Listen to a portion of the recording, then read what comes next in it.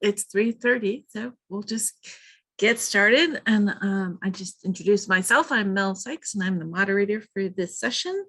I want to welcome you all. You are in session 7D, and this is with Mary Beth Yeager, who is with the Indigenous Foods Knowledge Network, and she's joined by Nora Johnson, and they'll be giving us a wonderful presentation about co-producing knowledge on the impact of COVID-19 on food access for Alaska Natives in 2020.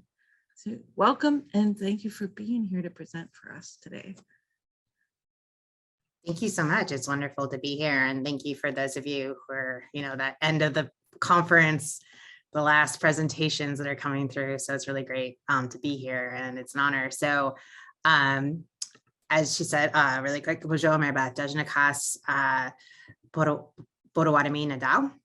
So my name is Mary Beth Yeager. I am citizen Potawatomi, Chicana, and of German descent. And I'm coming today from the homelands of the Salish and Kootenai people. Not Salish and Kootenai, I'm sorry, the Duwamish and coastal Salish peoples.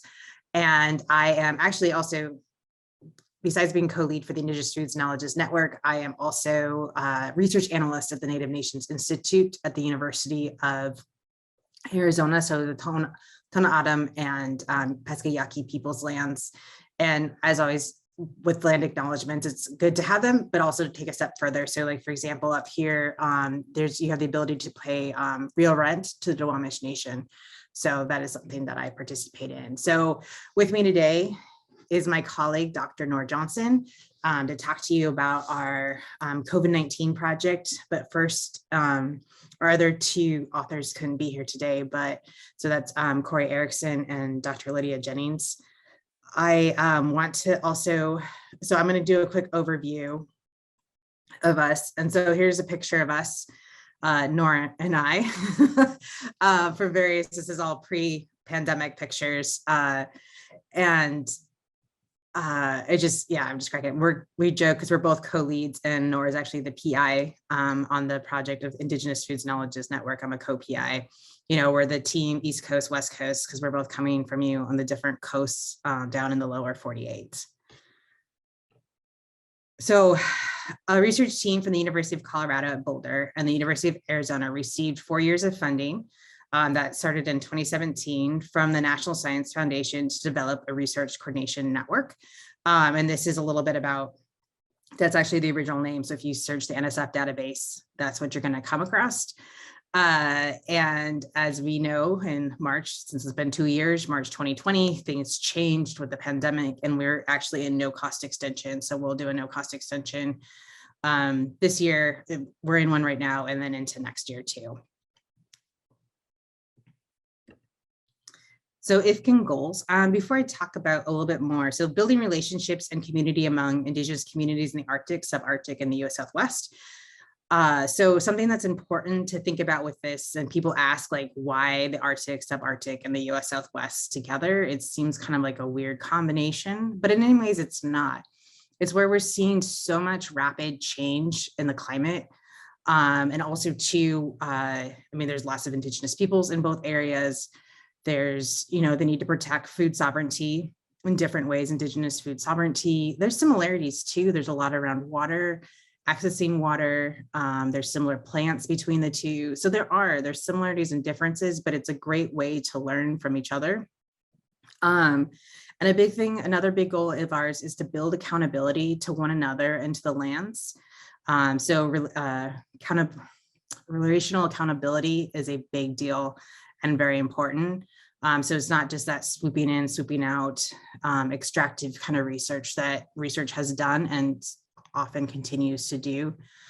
Developing a network comprised of leaders, citizens, and scholars, both Indigenous and non-Indigenous, who are focused on research and community capacity related to food sovereignty and resilience. And one thing I do want to note about this too is that we say leaders and citizens, it's also community leaders, which I think is super important.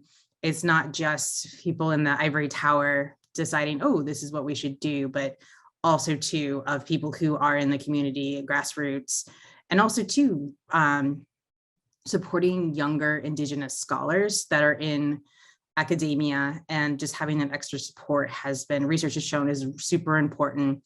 And really quick, let me finish out the goals, and then I'm going to talk just briefly about the pictures. Collectively work to promote and carry out research that utilizes Indigenous research processes, embraces and respects Indigenous knowledge systems, and supports Indigenous communities. And one of my favorite pictures is this one right here with the salmon, where you're looking at different generations helping each other learn and passing down that tradition of how to prepare king salmon to be smoked. And then also here we have some Hopi Peaky bread. It's one of the great things about this network. Pre-pandemic, when we got together, it was had great food too, to eat together. So we have a steering committee, it's Indigenous. And then we also too, with the asterisks, I'll talk about this project more today, that's why we're here, is the COVID-19 Research Advisory Committee members. And then research coordination team. So our other two fellow research team members are Dr. Stephanie Russo-Carroll, who is ATNA, and then Cecilia Descent, and then Dr. Dan Ferguson. Both are at the University of Arizona. So before the pandemic happened, we would do in-person meetings. We'd have a host. They were compensated. Nora and I would work with them to create agenda around where they wanted to show us in their communities about food sovereignty, resilience. And so, and food sovereignty is definitely one of those things where it covers so many topics, from soil to climate to education, social, all of it, economical. And so we had 3 in-person meetings, 2 in the Southwest and 1 up in Alaska. And then we had, we sent a delegation to the Fishing Festival of Northern Fishing Traditions in Finland. And then, as I mentioned before, 2 years ago happened, and we wanted to make sure all the communities were protected and that we had been working with, and obviously communities wanted to protect themselves. So we put a hold on our in-person meetings. And then that's also when the CARES Act money came through, and NSF had some money for short-term projects. And so we turned to our research, as a research team, we turned towards our steering committee to ask them, is there anything that you particularly want to see done? And so they wanted to know how COVID-19 was affecting food access in both regions. And the reason that we narrowed in on Alaska, because this month we applied May 2020. And at the time, US policy looked very different from, say, like Canada or Finland or whatnot. And so, and one of the big things about this project was also getting the results back to communities and to people, not just to be in academia. So that's one of the reasons, very grateful to have our abstract accepted to be here to talk about it. So the overarching research question was, how was the 2020 COVID-19 pandemic impacted food access for Indigenous individuals in the Arctic and the US Southwest? And so our research committee helped develop this question, develop all the other questions, which I think is really important in co-collaboration and to happen, to make that actually happen. So we interviewed 36 people. We called them subject matter experts, or experts for short, from the 2 regions. For Alaska, which we're going to talk about the results today, we're not going to talk about the US Southwest, but so far north was 9, interior was 3, southeast was 3, and then the Southwest. Interviews, and this is important because our interviews are very much a snapshot in time from February to May 2021. So vaccines were rolling out. Delta wasn't on people's mind or hadn't really come into existence. Things like that, which is definitely important. Our subject matter experts were members of the network or had been referred by members. And then also, which is another important thing, is thanking people for their time and sharing their expertise with us. And so we did traditional foods from both the US Southwest and the Alaska area. And so we were able to support in some of those local food producers, which was great. I'm going to turn it over to Nor. Thanks, Mary Beth.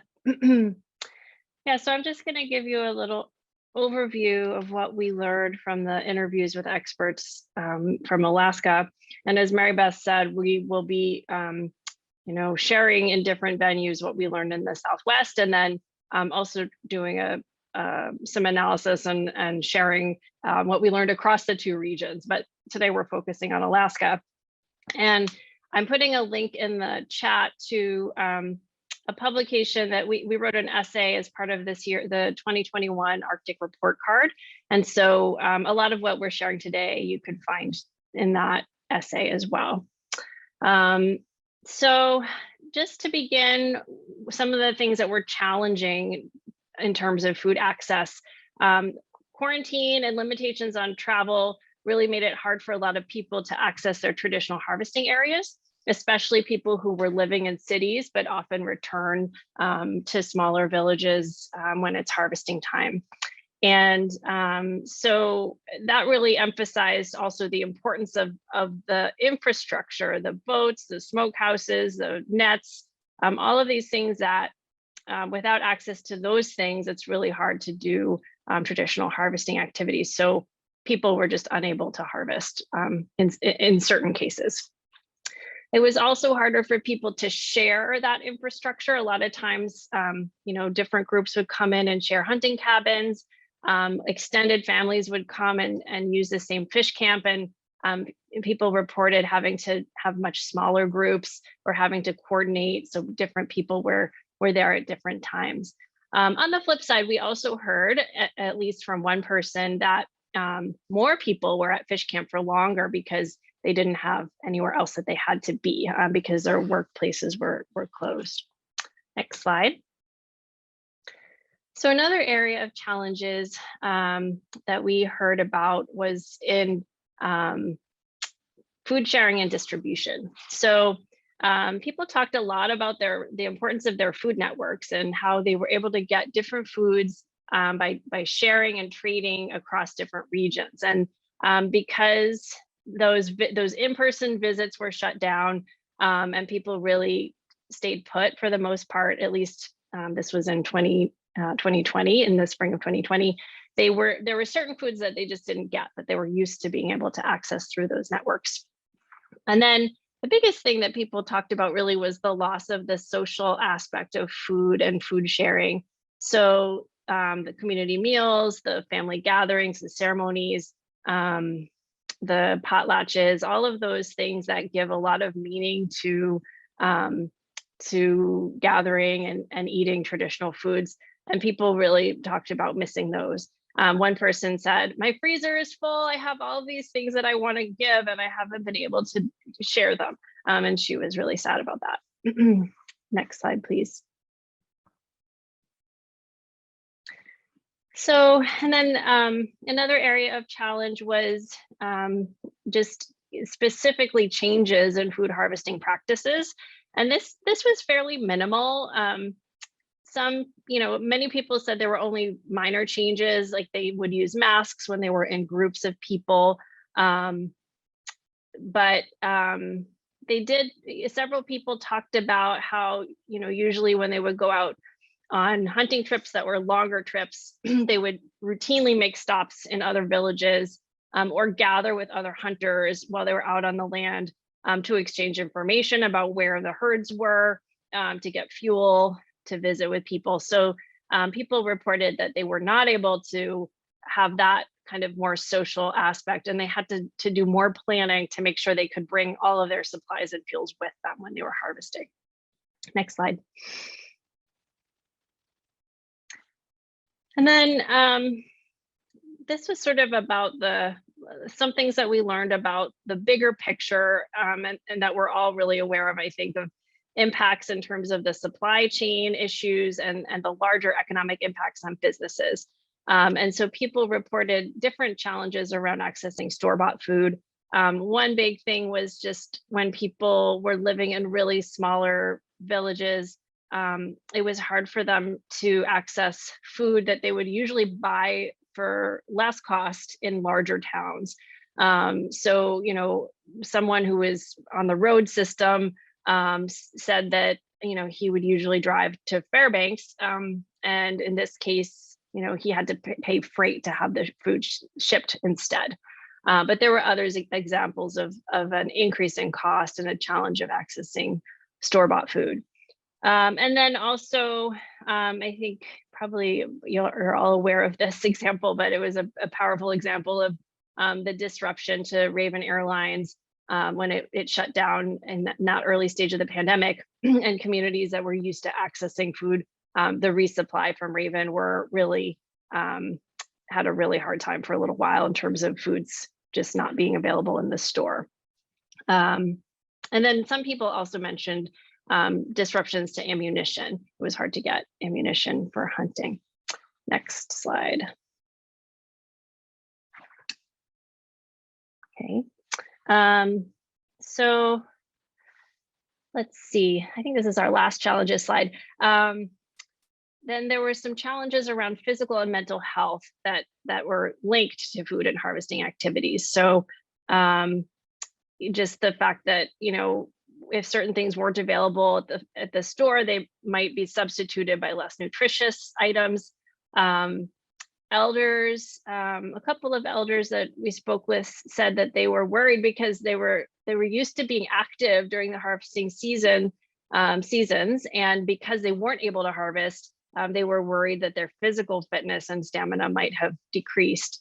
A big area was just keeping morale high, feeling isolated, challenges around depression and stress. On the flip side, we also heard some people say that being able to access, you know, being able to spend more time on the land really contributed to supporting better mental health for people when they were not able to do other kinds of activities. Let's see. And then, you know, indirectly related, some people mentioned an increased use of alcohol and drugs in their communities during this period of time. Next slide. Oh, I lied. This is, I think this is the last challenges slide. And then, yeah, some of the ways that some of the more formal programs for sharing knowledge about food and food harvesting had to adapt or change. So that first year, a lot of on the land programs were canceled. And that's where sometimes families and children who don't have access to the harvesting infrastructure are able to get out on the land and enjoy and take part in harvesting. Ilisagvik College switched from in-person to online teaching for their traditional food harvesting and preparation classes and had to make some adaptations. One benefit to that was being able to teach students who were not in Utqiagvik. And so that was one, you know, there were some good things about that. And then, yeah, just minor other changes, using masks instead of feeling as free and unrestricted in the teaching environment, and bringing groups out to learn about traditional harvesting. Next slide. And then, you know, one of the things that really people underscored when we spoke to them was that, of course, COVID-19 caused challenges, but it was, you know, a lot of people talked about other things that were also present for them in terms of challenges to food access. And so it's really this intersection between COVID-19 and some of the other factors. For example, it was a very poor salmon year, and that had a big impact on, you know, both subsistence and the fishing industry. There were issues around particular species that people mentioned, like, you know, caribou population being low, certain caribou populations being low, shellfish contamination, and then just overall the reliance on truck, boat, and plane transportation to deliver store-bought foods really creates the vulnerabilities to disruption that we saw during that early stage of the COVID-19 pandemic. Next slide. Another thing people talked about, we'll mention this, but one of the things that people shared was an increased interest in kind of community agriculture and supporting local greenhouses. But they also mentioned that agriculture can be challenging in a northern environment and also expensive to establish. People talked about lack of access to mental health support. And then a lot of people raised issues with the state of Alaska in terms of feeling that the state did not support kind of good adaptations that could have been made. For example, cuts to ferry services to the village of Cake, and blocking the trying to block the emergency hunt authorization when the village sought use of that authorization for community hunts to replace the store-bought food that they were not able to get. Next slide, please. So one of the things that we really felt was important in terms of sharing what we learned is that there were a lot of solutions and a lot of, just a tremendous amount of effort at different levels of kind of engagement, including sort of some policy related efforts. So in terms of food access, our biggest finding was that people's traditional ways of sharing and harvesting and storing food really worked well for the most part during this pandemic. So, keeping more food available so that it's in times of shortage, you can share. People reported, using those community networks, family networks to make sure that people had access, using food banks for the communities that had food banks, that picked up. Some people talked about trying new species that they hadn't tried before, and kind of tapping into some historical, traditional knowledge that they hadn't used, but that they'd heard elders talk about. Oh, we used to eat porcupine, or we used to eat beaver. Expanding a focus on agriculture and using CARES Act money to distribute store-bought food. And then there were some donations by some different associations that helped fill the gap, as well as church groups organizing and distributing meals. Next slide. In terms of solutions to infrastructure access issues, some people talked about renting or buying equipment so that they could continue to harvest in a different place, or creating makeshift infrastructure like, in an urban setting, figuring out how to dry fish indoors, even though you don't have access to your smokehouse. And then a lot of people talked about the importance of freezers, and that some communities used CARES Act funding to purchase freezers so that more food could be stored and redistributed or shared. Next slide. And I've already talked about most of this. Use of food sharing networks was really important. Sending food by paid freight instead of taking it on board and personal. So some people were still able to use their extended networks, but just paying to send food between communities. The subsidized hunting and harvesting programs were really useful in places that had them, where they were active. And then changing the way that food sharing worked. So instead of doing a lot of visiting and socialization, just making it more functional so people were able to come and pick up their food or drive through or just drop it off at the door. Next slide. So I'm aware that we're basically at time, and I'm just gonna, as I said, we shared a lot of this in that the Arctic report card. So I'm gonna go ahead and ask to skip this slide. You'll find some of that there, but I wanted to share some of the policy suggestions people shared with us. One was the use of emergency hunt authorization and proxy hunting as being really important to be able to adapt and continue hunting and harvesting. People talked about, the importance of tribal sovereignty and jurisdiction, and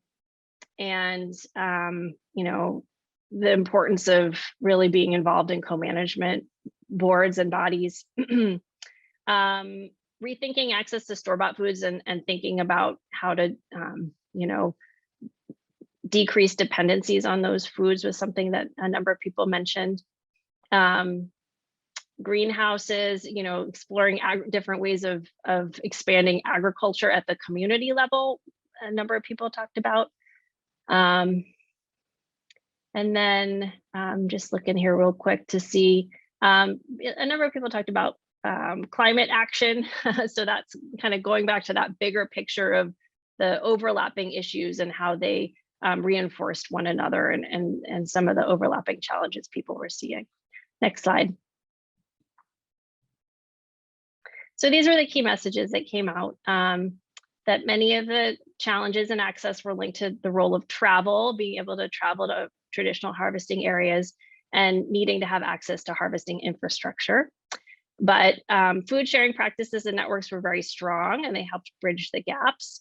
And pre-existing challenges like the low salmon numbers, the challenge of supplying remote grocery stores, and other things really exacerbated the challenges of COVID-19. And that one of the biggest impacts was really that loss of the cultural and social dimensions of food sharing because people just weren't able to gather. Next slide. Next slide. I think we talked about this, most of these things a little bit. So yeah, I think that's it. I think we may have hopefully a few minutes for questions. And we had hoped to maybe hear from people who are listening. Thank you for listening. Whether you have any, similar things to share, related stories or observations or policy lessons, we'd be really curious to hear about them. Thank you.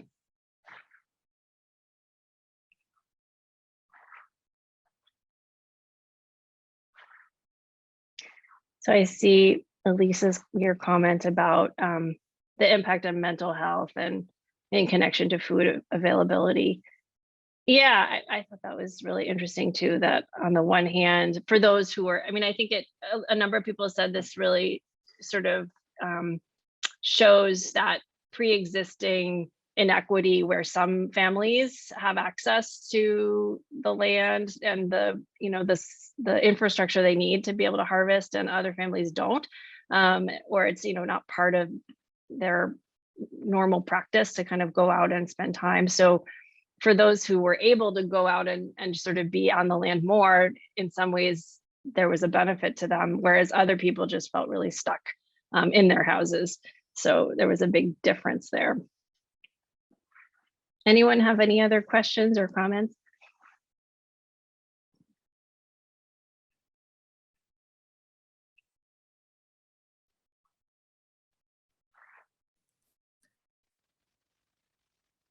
Thank you, ladies, for a wonderful presentation. That was just fabulous. And if anybody does have further questions, feel free to contact these very knowledgeable people, and I'm sure they'd be willing to chat with you. So thanks again for your great presentation. And thank you. Yeah, and we'd just like to end by thanking the knowledge holders who were willing to share their knowledge with us, and also our steering committee that was really involved with all of this project. So thanks to all those folks. Yeah, and also that our non-human kin and the people in the land that everybody was sharing their knowledge from and who've been learning from, and just that relational accountability that goes with it. So yeah, thank you all for, like I said, sticking it out at the end of the conference. And I'll make sure to put our website in the chat too. So thank you. Wonderful. Yeah, you have a couple more minutes. If anybody does have questions, please feel free to ask them right now.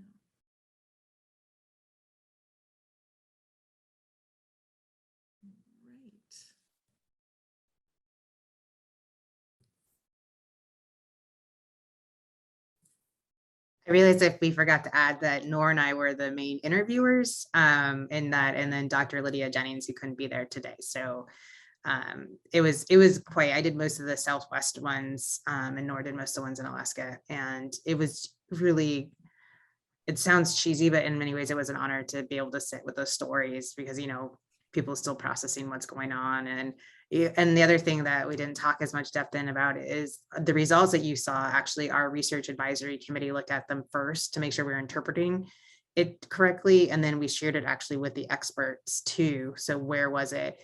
And just talking from that like snapshot and then what's going on in people's lives now and because the pandemic. So that those meetings took place in the fall before we submitted to the Arctic report card. And one thing that people said was that it's too bad that you can't do another run of interviews now because things would probably be really different now. I mean, that was really early days of the pandemic, and people have adapted their thinking and actions a lot. So yeah. Well, hopefully things will just improve from this point forward. Fingers crossed. That is for sure. Well, thank you again. Okay, so we're going to switch gears and I'm going to welcome a few of our folks that are here. I need to take a spotlight.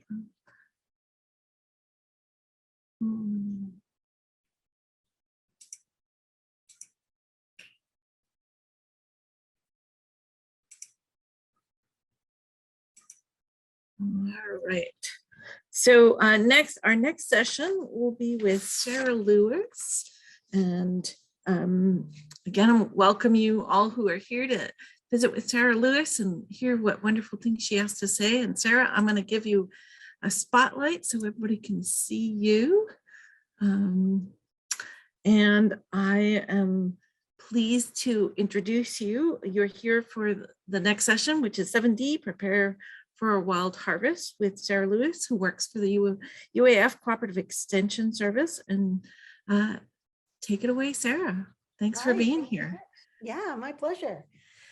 Hi, everyone. I'm so glad I got to see part of that presentation. That was super interesting and important. Thank you so much. I am Sarah Lewis. I'm the Family and Community Development Agent for the Southeast Districts of the University of Alaska Fairbanks Cooperative Extension Service. So I'm an extension agent for all of Southeast Alaska. We have 2 districts down here, Juneau and Sitka. So basically all the communities that go from about Yakutat down to Metlakatla. So today I am going to be doing a very basic, not terribly in-depth, partly a presentation on preparing for the wild harvest season. Partly it's not hugely in-depth for some things is just because I'm very focused on Southeast. So not all of my information is going to sort of be broadly useful when it comes to specific plants and stuff like that. So I'm going to kind of hold off some of the specific plant identification things that I have near the end. And so I am, of course, focused on Southeast, but some of the best practices, of course, are usable wherever the heck you are in the world. And so one thing that I would like is, if possible, if y'all have access to chat while I'm kind of getting started here, I would love to know from folks. Don't write too long because it's hard to read through sometimes in chats when you're a presenter, but maybe let me know some of the things that you wild harvest items, plants that you already harvest.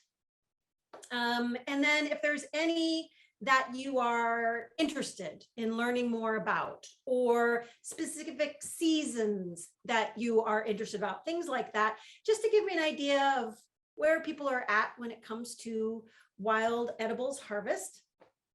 And so if you can go ahead and put those in chat over time, over the next little bit, that would be great.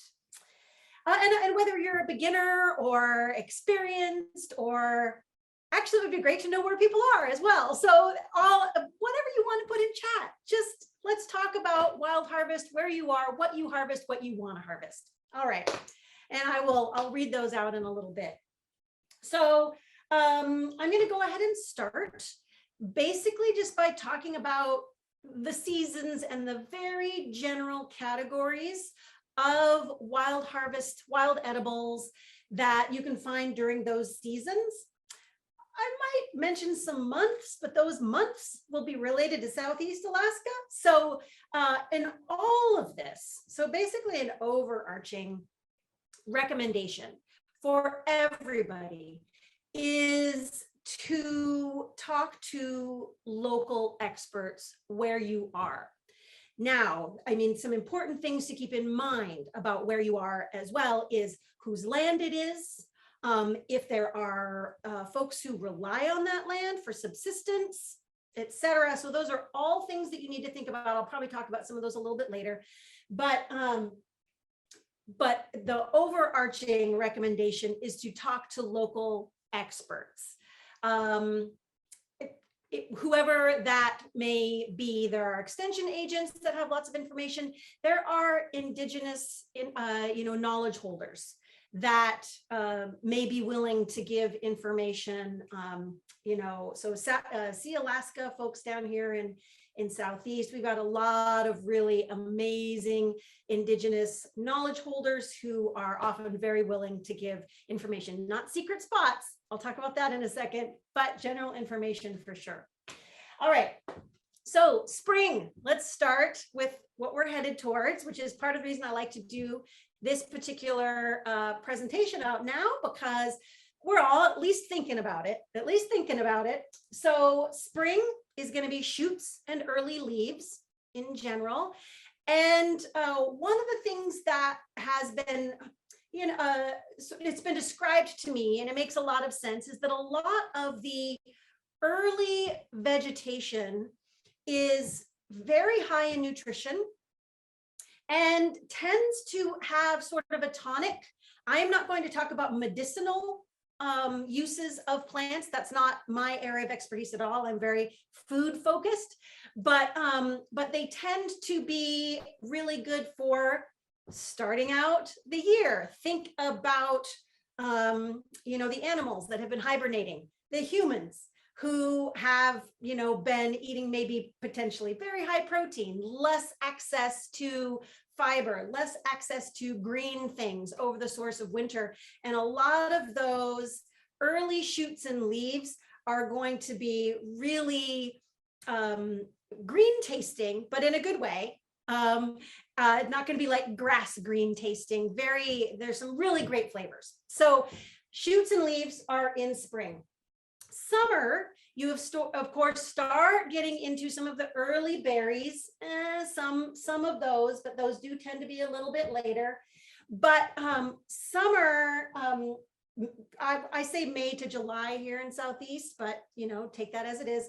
And also in coastal areas, that's where you're really going to want to head down to the beach and near the beach for sure. Seaweed, kelp, as well as things as foods that aren't seaweed or kelp. They're not in the ocean, but are uplands of the beach. So you start getting, your goose tongue, your beach asparagus, your beach greens, things like that start to really flourish in the summer. And when it comes to things that are actually in the ocean or are in the tidal zone, it's still early enough that those things aren't very beaten up. They haven't been, washed in and out a whole bunch. They're still relatively fresh. They will still be edible later on, but they're going to be pretty beat up and not as palatable later on. So summer is great for beach leaves and vegetables, kelp, seaweed, and there are sometimes you'll see some early berries, but that's going to be year dependent. Fall, that's when we definitely see the abundance of our wild berries. And of course, you start going into mushrooms in the fall as well. Then in winter, that's when you forage in your pantry for all of the dehydrated and the canned and the frozen items that you stocked up on during the 3 harvest seasons. That's when you use those. There are some things, of course, that you can find in winter in different parts of the state. For example, down here in Southeast, there are berries that they'll freeze on the bush, and some of them are actually kind of even better after they've frozen. They can get a little sweeter, like high bush cranberries and things like that. So there are some berries and other things that are edible, but as you get into the fall and into the winter, they tend not to be, other than the berries, not as palatable. So that's something to kind of remember as you're going through the seasons, is even things that are edible in the spring and even into the summer, if stalks and things like that will start to get woodier, leaves will start to get a little bit hardier, less tender. So as the summer and the season goes along. So I'm going to go ahead and look. Yay, we have 12 chats. So that's terrific. So yes, already Nettles. I don't know where you are, Tia, but for sure, Nettles or something that they're one of the first things that you want to be looking for. Seaweed harvest is Kira's interested in spruce tips, Tia. Yep. Blueberries, cranberries, spruce tip, puffballs. Yeah. So those are, a mushroom basically. Beach greens, fiddleheads and berries, nettles, dandelion roots. I like it when I see people who want to eat what we kind of tend to consider a weed. Yeah, don't worry about that. There's lots. The things that you do want to worry about with things like dandelion and other things that are in either urban areas, I'll talk about this a little bit more later, but in urban areas or might be near roads, is just cleanliness and who some of the other users of that area might be. Might they be dogs? That's something to consider for some of those things. So, so items that tend to be in more disturbed areas like dandelion, sometimes like fireweed, you want to be paying attention to who else is using that area and things like that. I'll talk about some land stuff a little bit later. Berries, devil's club, nettle, mushrooms. I'm not going to talk a whole lot about mushrooms because I am not a mushroom expert, and that does tend to be one that it's really, really good idea to talk to someone who is either a local expert or an actual mycologist, depending. And there are some great folks in the state. You can get some really good information. Oh, okay, awesome. Wild plant classes at work. Fabulous. Thank you, Tia. And so, Tia, if you have information about stuff, feel free to add it in. Okay. Fireweed shoots in a few weeks. Yes, those are good. Soldotna, chickweed. Yeah, chickweed. That's another one of those, sort of in that category of urban and disturbed area plants that, yeah, change your paradigm on those, because they actually, especially in the spring, a lot of those will become stronger as the season goes on. So looking for dandelions and chickweed and things like that when they first emerge, they are among those wonderful shoots and leaves. All right. So if I do not touch on enough information for you to feel like you know how to pursue the things that you listed, I'm pointing at the chat. The things that you listed, please do. My presentation, I actually thought I only had a half hour for this. So that's why I'm actually being a little bit more relaxed, because it turns out I have an hour, which is awesome. So, so I might have some time at the end I've got some of my books here. We can talk about specific things if I don't get to them during the talk. So awesome. Lamb's courting, hateful weed, hateful weed, but so delicious. Yeah, there's pros and cons to everything. It's one of those things that you learn about life, that, the yin and yang of weeds. All right. Thank you so much for participating in that and giving me an idea. I'm going to move this. All right. So some of the basics, gear and equipment. I've got a few examples of things here. Hands-free containers are great to have.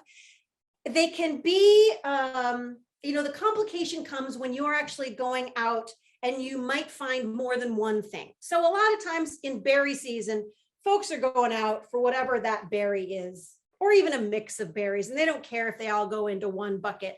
But earlier in the season, especially in spring, you might be finding little bits and pieces of many different things, and you might not want to mix them, or you may want to. But when it comes to, so think about whether you're going to be going out and potentially harvesting multiple items, or you're focusing on one. So berries, of course, this is one of ours from my house, just because it's low profile. It does have a lid that goes on it. We created a little, thing so that it can be carried. This one is actually one of my kids, which is why it's kind of short. I'm not sure that I could actually wear this one, but so it's just a Tupperware that we have repurposed as a, it's nice for berries to have something that is hard-sided, or at least isn't going to smush real easy, just because, it's a little bit logical. You don't want to smush your berries. There are, of course, products that you can buy out there. I was going to include some pictures, but really I don't need to. Just go on Amazon and type in berry picking bucket, and you can get fancy ones that are, have little little holders for your, scissors or your knife. And then also the little bucket will tuck in there. And so there's a personality test as to, and potentially financial test as to where you're at, whether you want to sort of buy specialized equipment or repurpose what you've already got in your house. Yogurt containers are often great, especially if you are going to be picking a couple different types of berries, because you can kind of, they're small enough that you can fill one up, put the lid on, put it in your backpack, and then go off to that other bush. So you can do your blueberries over here, your red hucks over there, whatever you'd like to do. So yogurt containers are great. If anybody has, please feel free to put in chat if there's something that you specifically like to use when it comes to containers. For the shoots and leaves, those tend to be a little bit, you're a little less worried about smushing them. So multiple bags can sometimes be really good. Have a backpack with multiple bags in it so that you can, as you find like deer heart leaves or some fireweed shoots, whatever, nettles, whatever you might be coming across, you can keep them in separate bags if you'd like to. I have cloth bags, but of course I'm in Southeast, so rain and wet. So I do actually sometimes use plastic bags. Ziploc bags work great. I do actually, one of the things that I usually do is, so I've got some friends who will, part of their daily or at least a couple times a week hike is they just bring along bags with them, and they usually bring relatively small ones because they're not really out there specifically to harvest. So there's two little lessons here. One is keep your eyes open, especially as you start doing the early spring hikes. Keep your eyes open for where you see nettles once you learn what those look like, where you see fireweed shoots, or, in the coming years, you'll kind of start to know the habitat areas, the environments in which those might be more prevalent, and think about them to yourself. And so one of the things that I also recommend is a Write in the Rain booklet, so you can write down for yourself, where is it that you saw that what looks like is going to be a great, red huckleberry area, or something that is harder to find, like nagoon berries, or if you're a little bit too early for the nettles, but you can tell they're going to be coming up soon, writing it down in something like this is a great idea when you're out on hikes. But the other thing is just having small bags with you that, you can easily wash out later on, things like that, and reuse them over time for your hikes. So other good things to bring along: scissors. These are kind of big. And also these are the kind that will kind of rust. These are my house scissors. So getting something that, you can leave in your backpack. One of the things that's really great to do is like set up a little, either a small backpack or a fanny pack or some kind of bag that allows you to have your arms free and keep your wild harvest stuff in it. And so sometimes it's good to have things that are stainless so that they're not going to get rusty, things like that. A good little utility knife or a multi-tool that has a good knife on it, that's great, or maybe even scissors on it as well. because there are some things you don't want to be, here's a best practices. You don't want to be pulling most things up by their roots. There are a few things that you are looking specifically for their roots, but for other things, you may not want to be pulling up the whole plant. And so being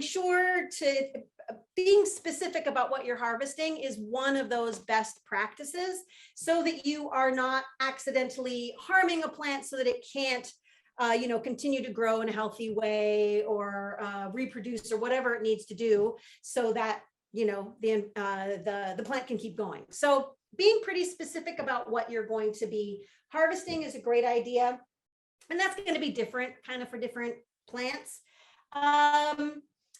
Oh, and here's one thing that, so this is just sort of a stand-in. This is a little first aid kit. It is a very, very good idea to have a little first aid kit with you. And I actually recommend, a very basic survival kit. You're going out into the wilderness, potentially. And so do all of the things that you may actually do if you were going out for a long hike or things like that. I'll talk about it a little bit more later as well. So a survival kit. So hands-free containers, scissors, knives, survival kit. If any of you, I'm going to look in chat right now as I kind of go to the next topic. Berry picking combs. I will talk about that. Yes, thank you. Washable grocery bags. That's a great idea. Because in Southeast, a lot of what we're picking is wet. And so one of the things that actually if it's not actively raining outside of the bag, I kind of like having washable cloth bags, because it will not allow moisture to kind of stay in that bag, and it'll sort of soak a little bit into the bag itself. And so you're less likely to, get things, get a little bit slimy, or things like that. So I do like cloth bags are nice if it's not rainy outside. Paper bags are also pretty decent. They can be in certain areas. Nice thick paper bags that aren't going to be super easy to rip, but again, moisture is going to affect those.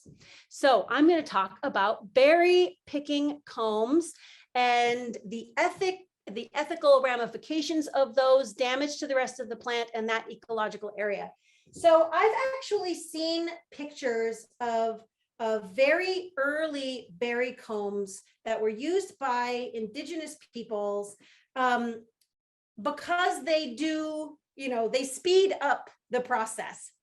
Now, the ones that I have seen historical, and comparing those to ones that I see now, what I would say is, one, you need to be careful in using them. I actually don't feel that it is unethical to use them if you are using them conscientiously. The point of those is not to be denuding an entire bush. The point is to be able to, because berry picking, berries are an incredible nutrition source. Amazing, Alaskan wild berries top all the charts for their nutritive value. And so, when you're not looking at like kind of needing to supply your family, thinking about being able to do that relatively quickly is not a bad thing. You want to get combs that are rounded so that they're not just, just ripping through the leaves and things like that. You don't necessarily want to be putting them like way far back into the plant and then just ripping out, and bringing all the leaves with. You want to be, a lot of berries will be in a little bit of a bunch, and you just sort of want to go right there. You're going to get a few leaves with it, but not reducing the plant's ability to, photosynthesize and things like that by eliminating lots of leaves. So my take on it is, use them, but be very conscientious when you're using them about why you're using them. You're not using them to clean out a whole area. you're using them because it is a benefit to you and your family to be able to get some good berries and to not be out there among the bears, potentially in the rain, whatever it is, for too long. So that's my take on it. And that kind of segues a little bit into, some best practices. And in none of these do you want to be taking all of anything or even most of anything. It is incredibly important to, there are different sayings. It's like, let's see, what one of them is like a quarter for you, a quarter for a plant, a quarter for the wildlife, and a quarter for Mother Nature. So thinking about that, recognizing you are not the only user of that particular bush or that little patch of nettles or whatever it might be, and it's even just nature that needs them. Might not be another living creature that needs them. It might just be nature that needs them to replenish the soil, etc. So just plain old never clear out an area if at all possible. I'm not talking about emergency situations. That's one of the things that I have, like I've gone on some wild harvest walks with folks, and I have some folks who maybe come along who are really into emergency preparation, preparing for emergencies. And they're like, we would clear out this whole area because this would be, and I have to kind of walk back a little bit with them because that may be, but we're not in an emergency situation. So we need to be very conscious of the different users and the different uses of the plants. So, so that's sort of a best practices little segue there. Clothing. So none of this should be surprising unless there are folks who are completely new to Alaska here. And sometimes I teach folks who are just very new to Alaska, and extra tufts are brand new concept to them. But basically, you want to be prepared for whatever environment in Alaska that you live in. Down here in Southeast, that's lots of layers, the outside layer being a rain repellent one, and the ability to take those layers off and put those layers back on. That's super important for Southeast. Waterproof, but also comfortable boots, pretty important in most places in Southeast and a lot of Alaska. So, but I say comfortable because a lot of times you're going to be not just comfortable in a way that makes them safe. So they give you ankle support, they give you foot support, because you're most likely, you are in the wilds. So you don't want to injure yourself. Doing things that keep you safe, physically safe, and really good, comfortable footwear is important for that. So whether or not it is waterproof or not may depend on the location. So I highly recommend good foot gear. You're going to want gloves. There's a couple different reasons for gloves. Obviously warmth would be one of the possibilities there. And keeping your hands dry might be another one. But also there are some plants, especially in the sort of spring shoots and leaves, but even later into the summer, where you're wanting to protect your hands from either, spines on the plant, devil's club, things like that, or things that might be an irritant to skin. So having protective gloves in that bag of wild harvest items is important. And for some times of the season, those could be just, like thin, latex gloves or something like that. If you're just going for some nettles or something like that, you're just trying to protect your skin. But if you're going to be harvesting anything that's near devil's club, for example, something that's a bit more protective could be good. So I really like, of course, those great fishing gloves, the orange fishing gloves. Those are terrific. We have those all over our house and our boat and everything because they're good for all kinds of different activities, of course, but those are potentially good for some wild harvest as well. So I mentioned layers and rain gear, head protection, depending on where you're at. And some of that might not be just from rain or sun, but it's sometimes you are potentially getting like down in there and you've got, a spruce bough above you and things like that. And you're trying to get into spots that are less accessible. And so head protection, just so that you're not scraping your head or getting, spines in your hair, things like that. So head protection is a great idea. And sun protection, even here in Southeast, we need to wear sun protection, whether that's physical sun protection or, some kind of cream. So do keep that in mind, because you want to be able to stay out there as long as you can. So a lot of this gear is for helping you be safe and comfortable for longer. And of course, as I mentioned earlier, with having, a basic survival kit, a first aid kit, because of course you're working with, knives and scissors and putting your hand down on, accidentally putting them down on a poking up stick, things like that, you can get hurt out there. So be prepared for that kind of thing as well. So having a little bit of sunscreen is a great idea. Oh, no chats, good. All right. Okay, so if there's any other gear that people throughout Alaska find helpful where you are, feel free to put that in chat with like your location. So if people are near where you are, if there's something specific that you found to be especially helpful, go ahead and put that there. So I don't have a huge wide variety here with me of different books and resources. There's a lot out there. And like I mentioned, so for example, there's this really nice little one that Pauline Duncan from Sitka did here for Southeast, which is Tlingit recipes of today and long ago, that has some, great pictures of different berries and talks about seasons and Tlingit names and some important stuff that's in here and what things were used for. So having something that gives you some really good history of the food, of the wild food in your area, is one thing that I recommend. This is one of my all-time go-to favorites. So I'll put it up there if you want to do a screenshot.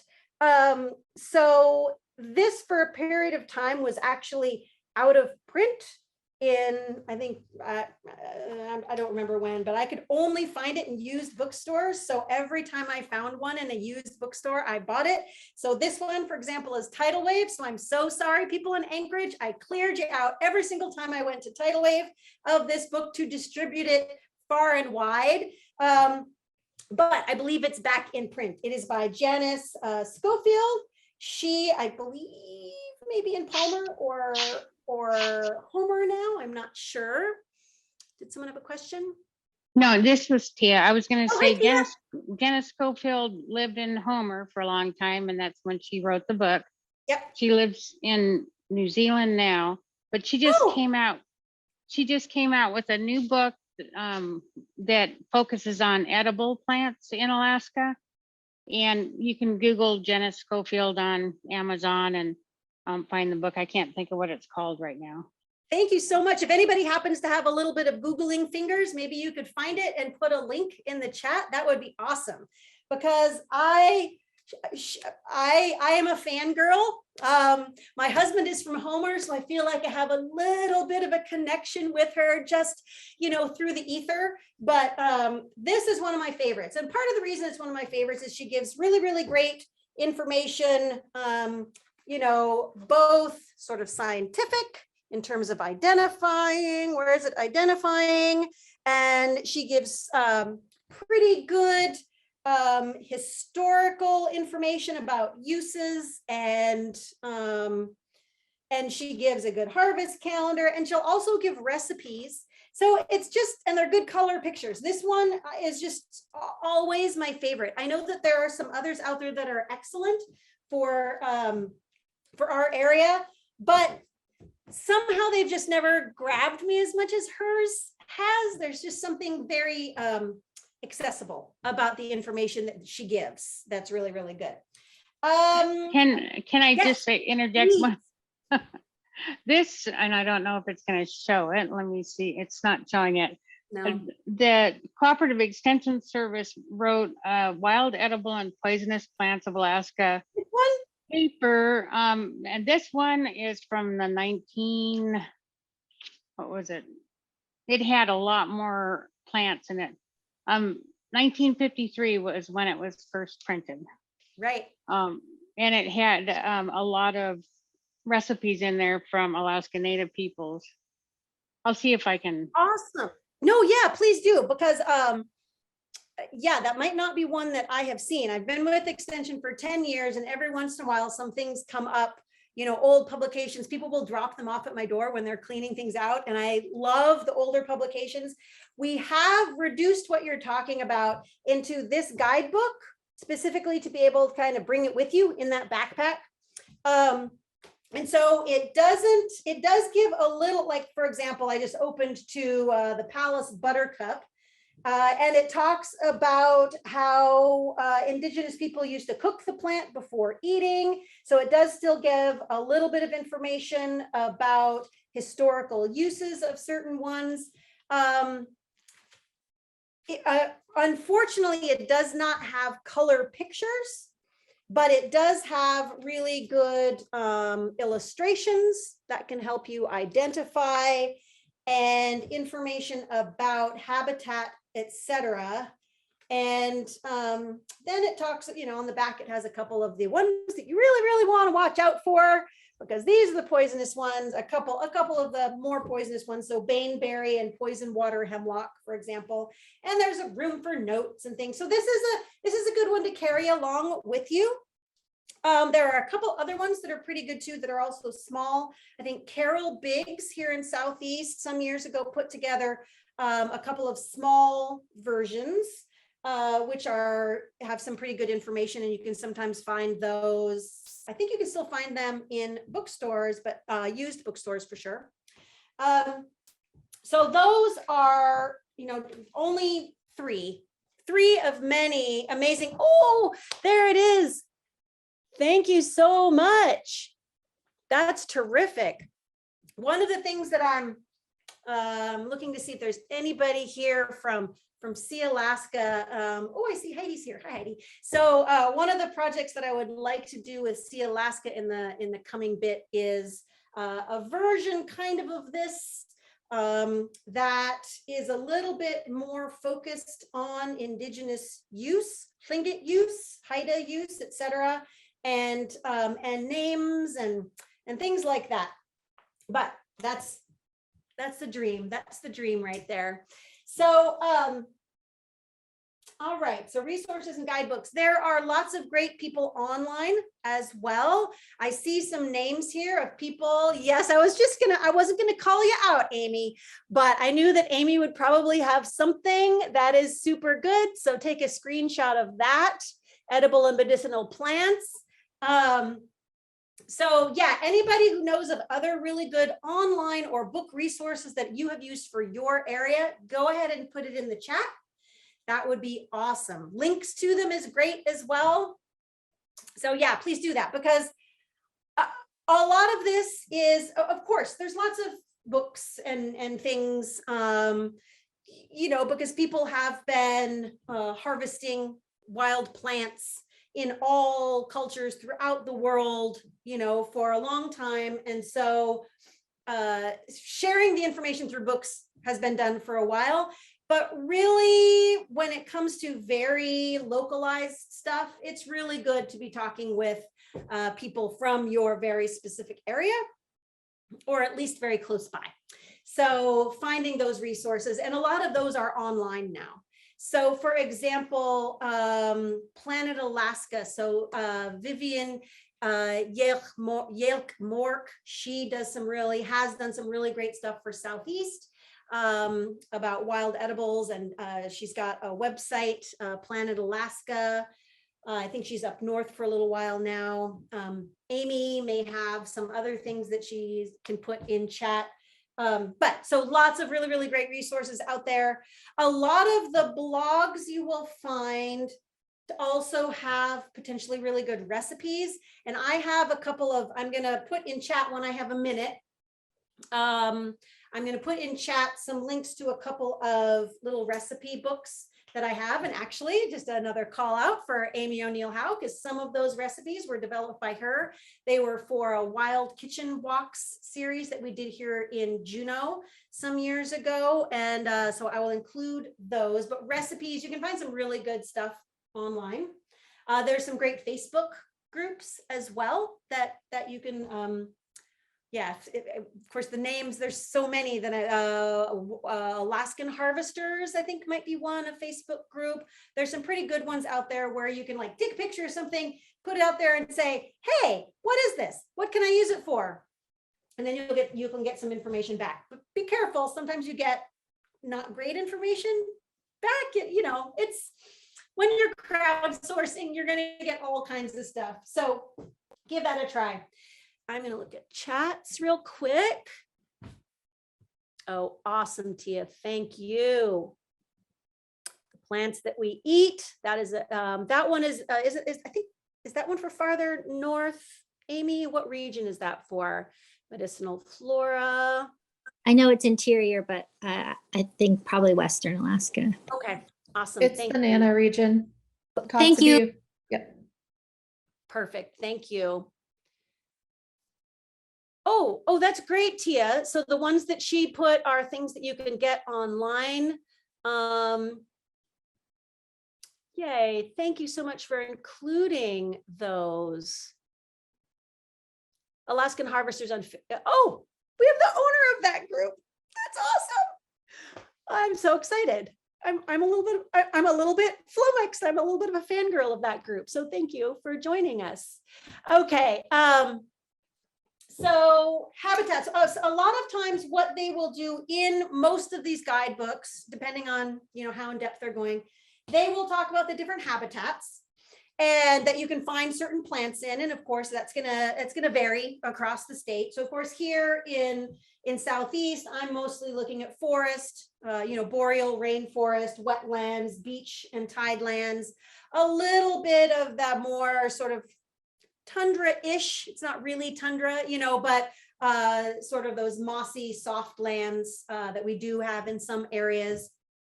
And I travel around Southeast by boat as well. So when you go to different parts of Southeast, there's going to be some variety in habitats. So knowing the habitats of your area and what you are likely to find there. A lot of times the books will be split up, especially, so I know Discovering Wild Plants by Janice Schofield, it is divided by habitat type. So I think you need to move yours in a little more so that, see this edge. Someone is, So I think it might be Heidi. Heidi, can you mute yourself? Oops. Sorry, that was my daughter. No problem. So yes, so that's super helpful because that can be one of the first things that you do in identifying plants is knowing what kind of either identifying plants when you're in the habitat or knowing what you're going to be able to find in your habitat that you have access to. So I'm gonna, I think, go ahead and oh, thanks, Amy, for adding. Thanks for all the resources. Wonderful. Okay, so I'm gonna, in a second, I'm gonna screen share just a few things that I have. Okay, I've put together this little, it's a very basic, it's just a Google site. In a second, I will put that into the link to it into chat. But the reason I did this is because unfortunately, the Cooperative Extension search engine, which is down here, the publication search site, sometimes, you know, you get a lot, it's not awesome. It's not awesome.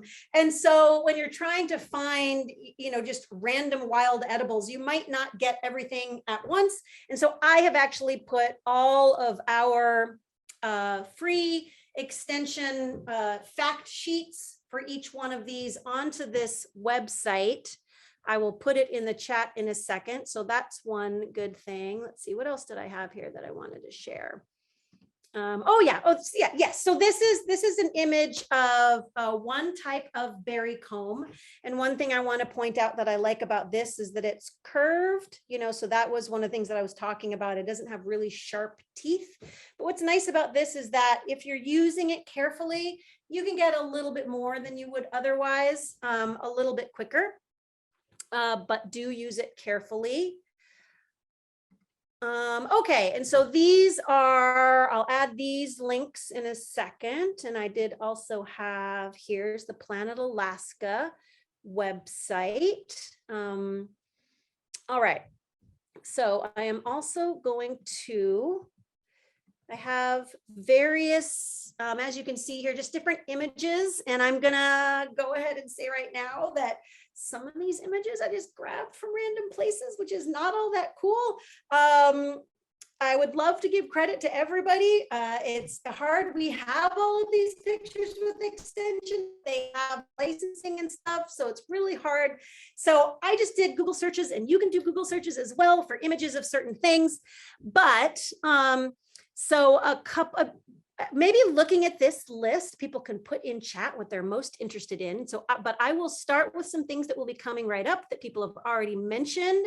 So fireweed shoots, oh, very small. Let's see if I can make that a little bit bigger. So fireweed shoots, these are, maybe even slightly too big, but I liked this picture because it starts to give, they come up kind of a lovely pink color. So, that's one of the ways that you can identify them. Once they do start to sort of branch out into more leaves and things like that, they're going to get a little bit less sweet and a little bit tougher. But this is one photo of them. Oh dear. Oh dear. Photos. There it is. Okay.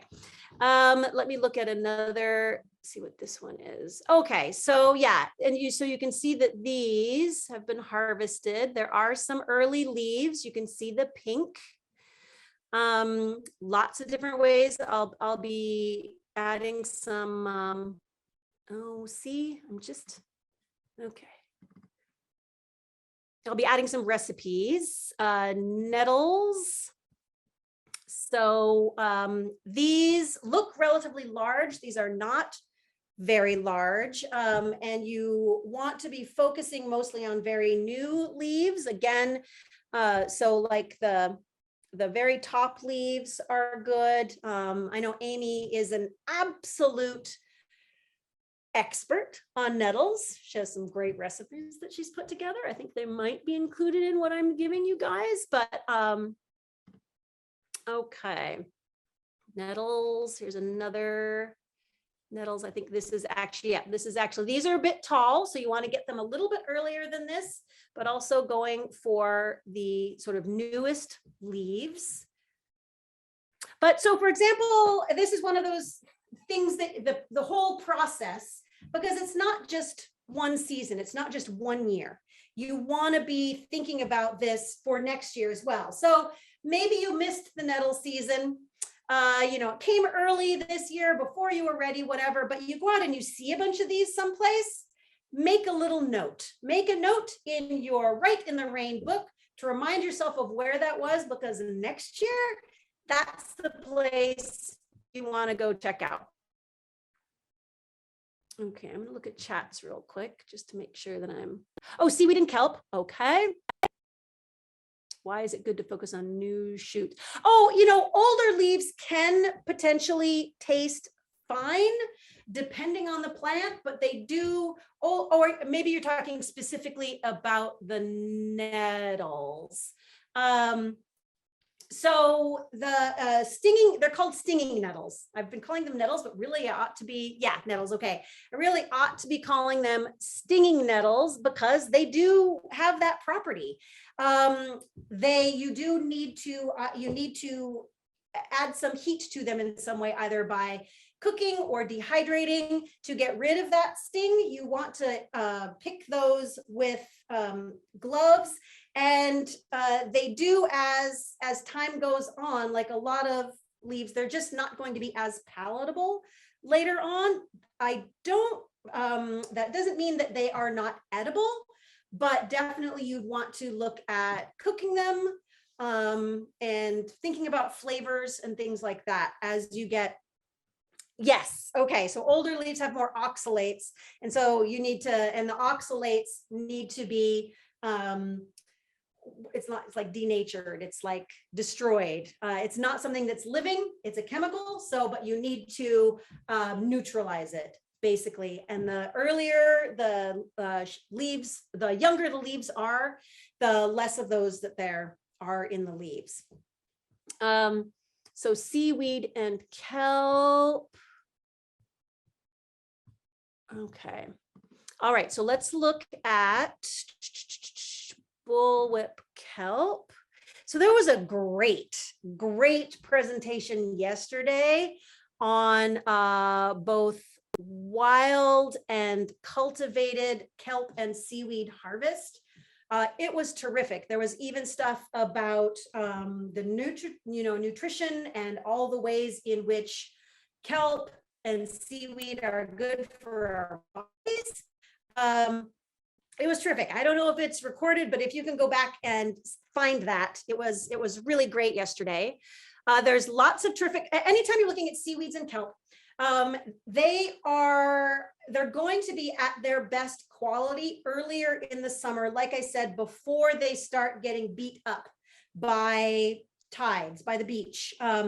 Kelp, bull kelp specifically, you actually find, you can find it loose, but by the time it's loose and being washed up on most beaches, it's starting to get beat up, starting to dry out. It may not be as high a quality. And so you want to be harvesting that from the ocean. I'm not going to go into details on harvesting. We just don't have much time. There's one of our publications is on that. And there's actually great information in the resources that have been shared, I'm sure.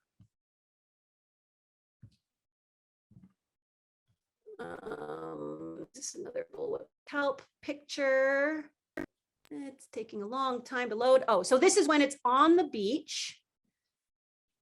So, and all of the bits are useful and edible and tasty, but for kind of different things. So the fronds they're much more sort of like traditional seaweed. So those are more strips, and you can dry those or eat them fresh, or lots of ways to use those. A really popular way to deal with the sort of the whip part of the bullwhip kelp is pickles and salsas and recipes like that. So those are really good for that. There's lots of good uses for kelp. Let's see if I can find, okay, so here's some popweed, fucus. This is another one. So this is lots of different names for it, usually having to do with these bulbs that sort of help it float. And those will change over, they'll become drier and less buoyant over the summer, but all parts of this are also edible. We're getting close to our time. Maybe I was a little bit too relaxed. So one thing, remember when you are doing any kind of beach harvest, whether it's right down at the ocean or even uplands, is before you harvest it. So there are seaweed and kelp varieties that just aren't as tasty, but there aren't any that are harmful to us. And there aren't really any lookalikes, but what you want to be really careful about is where you're harvesting. So anytime you're going to be grabbing any kelp, seaweed, or other beach greens and things like that that are near the tide, you want to look up the beach and see what's up there. See if there's a sewer outfall or a storm sewer or houses. You want to be as far away from those things as possible for any kind of beach harvest. Let me see, let me look in chat. I'm going to see if there's anything else that people are interested in from looking at that list. Yeah, you do have to, oh, thank you. Yeah, so bullwhip, you got to go out to it. Tricky, but a lot of fun for sure. Thank you, thank you. Okay, so I'm gonna go ahead and I've talked a little bit about, so let me talk about a couple of dangerous lookalikes. These ones tend to be, oops. Okay, good. For Southeast. So goose tongue and Aerographs. Oh, I did have a picture of that, so I'm sorry that I closed that whole thing. So goose tongue and Aerographs down here in Southeast. Goose tongue is a great wild beach vegetable, but it often grows very near Aerograss, which is actually toxic to us. And so they grow pretty close together. And like some other things early on in the season, they're gonna look somewhat similar. They do have some important differences. And if you have a guidebook, it'll show you those differences. And once you know them, you're able to see it every time you go out and look. But it is important to be a little bit careful with goose tongue, not to be also accidentally harvesting Aerograss. Twisted stalk. So twisted stalk is also known wild cucumber. It's something that we find down here in Southeast. When it first comes up as shoots, it looks similar to false hellebore, which when that comes up as shoots, when they get bigger, it's obvious that they're very different, but very early on, they can look similar. So that's another one you want to know what you're looking at. So have a guidebook, look at pictures, things like that. The berry that we're most concerned about, and since I closed my thing, baneberry, which is white or red, and you'll see it in a bundle at the end of a stalk. It won't be, you can kind of see that looks very different than like how the growth pattern of blueberries and other wild berries. This one you want to steer very clear of. So those are a couple. Are there any other, folks who are very knowledgeable on here who have some other plants that they want to tell folks to be aware of? Feel free to put it in chat in whatever your region is. Okay, really close to the end. One of the things that I forgot to mention in best practices is, yes, I did talk about having, like a little survival kit or things like that. It's like any of the recommendations that would be made for anybody who is going backcountry at all. Communication, if you can, if there's cell service, have your cell, have it fully charged. Let someone know where you're going. Even if it's just like where you're going to be parking, you're going to be parking here or where you're going to be kayaking to. I mean, any kind of backcountry, because this is Alaska, when we talk about wild harvest, we're not talking about, going into that sort of parklands that's nearby and maybe has a couple of little things, a couple of mushrooms or something that you might harvest. We're potentially talking about some very, backwoods kind of areas. And so you want to be prepared for that and let people know where you are going. And checking before you go, checking the weather, checking the tides if you're going to be doing shore-based stuff, because you don't want to get stuck on that rock out there where you're harvesting some lovely popweed. So you want to pay attention to that and know the terrain that you're going to be going to. And if you're not prepared for the terrain that you find, don't risk it. Come back another day with the right kind of gear, the right footwear, whatever it might be. Don't risk it. So that's some of the safety stuff that I like to talk with folks about. So we're at 4:57. So I think we're about done. So yes, thank you definitely for everybody who's shared their information, because wild harvest is very much it's a group effort. I know that I didn't talk about like secret spots and things like that, but one of the things that I actually do really recommend for all of you who are potentially wanting others to learn this, the wonders of wild harvest, you may have secret spots, but think of a community spot that isn't secret. That could be the beginner place that you can send people to so they can learn how to harvest, etc. So that's my little plug for being a little bit more open so that everybody can safely and relatively easily enjoy our wild harvest. Awesome. Thank you, Sarah. That was amazing. I really Great. appreciate that. Great. So yeah, all of the links from the chat will be made available along with your video. I will with Bossy. add some links while we're in transition. I'll put them in there so so that they will be there because I have some links I need to put in the chat. So, and I'm just going to wrap up and say to all of you guys who are here, please join us at 5:15 for the wrap up for the conference. We love to have your thoughts and ideas, and there's more to come. So please take a quick break and join us back in the main room for our wrap up of the conference. So please do that. Thank you, Sarah. We appreciate you. I'll leave this open for a few minutes for you to add a few things.